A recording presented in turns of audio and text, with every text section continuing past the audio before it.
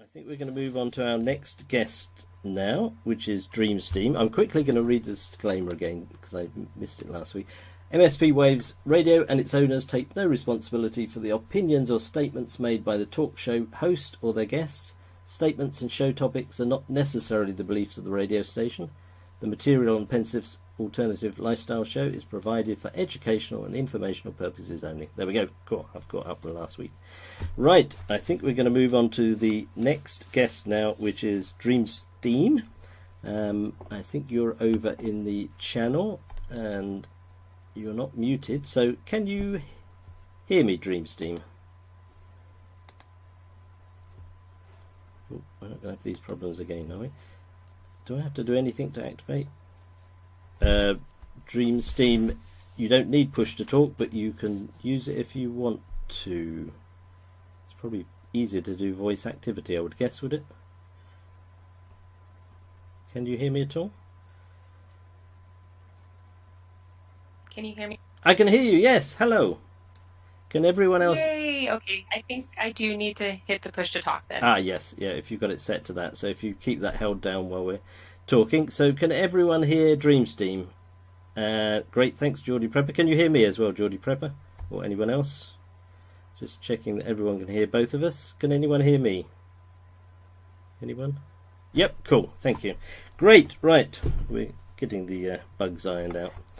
Dreamsteam, thank you very much for coming on. You are a homeschooling mother living in California, I believe. Is that correct? Yes, that's right. Grand. And I think you've got 3 children, you said, but 2 are currently being homeschooled, aren't they? Yes, so we started homeschooling in 1999 with our oldest son, but now he is married and they just had their first child on January 31st, so making me a young grandma. And now we have 2 at our home, a 15 and a 17-year-old, and they are both in 10th grade. Right.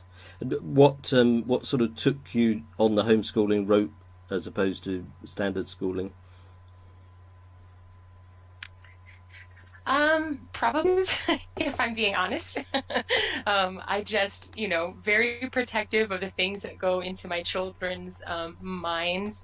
And so both my husband and myself always really wanted to do that. But when it came right down to it, came to the decision, are we willing to sacrifice an extra income and kind of go against what most Americans do? And the decision was yes. And we have not regretted that. That's good. And are you sort of isolated, so to speak, or do you have a network of other families and parents that homeschool as well that you sort of meet with and have activities together? So we've the whole gamut. We have lived in places that have been really remote. Right now, we are living in a place that's fairly remote. But we've also kind of lived in the city before as well. So there have been times when we have just kind of done our own thing and had other activities that we could put our children in to make sure they were still, not being the quote unquote homeschool weird children that have no social skills. And then there have been times when, we're just fully engaged with homeschooling groups. Right now, it's kind of a mix because of where we live. We live at a conference center, and so there's a lot of staff kids up here that are also homeschooled. So we have this natural group of children that in some ways, it's kind of really sweet. It's kind of like living Little House on the Prairie times. Just kids are doing things that normal kids in these modern times aren't doing. They like to go outside and they like to cut down trees and they like to, kind of do things that they're promoting the fact that they're mountain folk. So it's really kind of sweet. So we do have a mix of both worlds right now that really is wonderful in this time with my kids being teenagers, just really getting to experience some of the things that, the older generation did, just going outside and playing and riding bikes and that sort of thing. Because I think I read in your post you're was it 90 minutes away from the nearest town? I mean, you're very remote, aren't you? Yes, we are a drive down the mountain into the city. So when we go down there, and that's not even a city, that's kind of like a town. So when we go there, we are very intentional with what we need to do when we go down there. We've lived kind of like that for 10 years. Even when we were in San Diego, it's surprising when we say that we lived on a mountain that got snow in San Diego, because most people don't even know that San Diego gets snow. But we lived pretty remote when we were in San Diego as well. And so we're used to that kind of lifestyle. And we have found that it's really kind of, we've adapted to it, and we really enjoy kind of pulling away from the traditional American lifestyle. Wow, that sounds very, very interesting. I mean, I'm about 30 minutes from the nearest sort of town, which in Britain is quite remote, but that's even more remote there because you've got a much bigger country to be remote in. So the other thing I spotted is Yes. you actually speak Russian, don't you? Is it your grandparents were Russian or? Да, я говорю по-русски. I speak But none I at all. don't really speak it very much. That's kind of my grandparents. Yes, they're from Russia, and I'm kind of a mix of cultures. My mom is actually of African descent, and my dad is Russian descent. So I am kind of a melting pot of cultures. But I really, really, really love my Russian culture, and so every time that I can cook a Russian meal or have some Russian culture, speak the Russian language, I try to, but I'm not very proficient at any of those things.